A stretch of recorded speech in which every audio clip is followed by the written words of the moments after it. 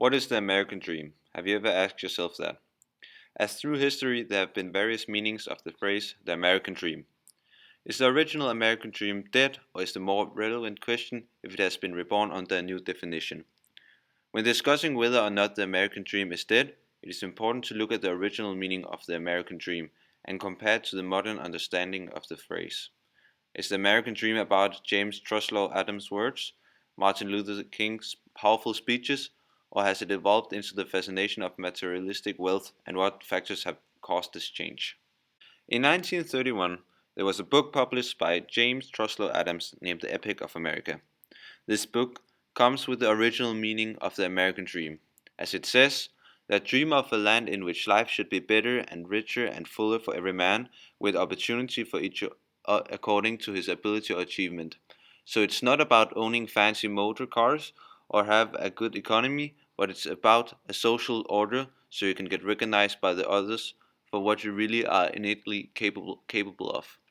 Does this statement of the American dream still stand today, or has it changed completely?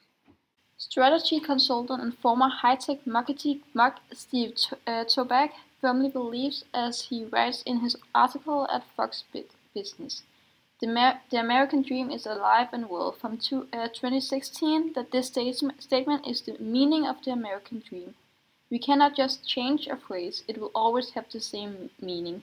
Toback claims that all the different opinions on the American dreams are all wrong. The population have been sold wrong information all that time. Some other people believe that the phrase has changed. Someone like Robert J. Schiller, a professor at Yale and a shared Nobel Prize winner in economics, stated in his article on the same topic at New York Times called The Transformation of the American Dream from 2017 that the American dream has changed radically. Today, the American dream is back, President Trump claimed in a speech. But the definition has changed quite a lot through the time. From Trump's and Ben Carson's point of view, it's about owning a beautiful home and a roaring business. Schiller claims that the definitions today is mostly referred to your business success or your home ownership. But how was it before it all changed to material dream? Both Steve Toback and Robert Schiller takes it back to James Adams' original meaning, where it was more about ideals, freedom, and mutual respect than material success. Schiller explained in his article that the term in the 1930s and the 1940s it mostly appeared in advertisements for intellectual products like plays, books and church sermons, book reviews, and high-minded articles. It was not all about business success or material success. In the 1950s and up in the 1960s after World War II, the focus went completely to freedom and equality, where the two main points were religious liberty as well as equal opportunity. But then in the 1970s, the term began to be associated with home ownership and turned away from equality and community to slowly die out.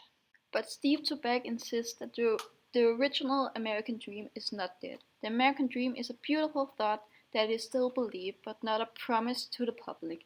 It doesn't promise a rich lifestyle, but your own abilities that give you a worthy lifestyle.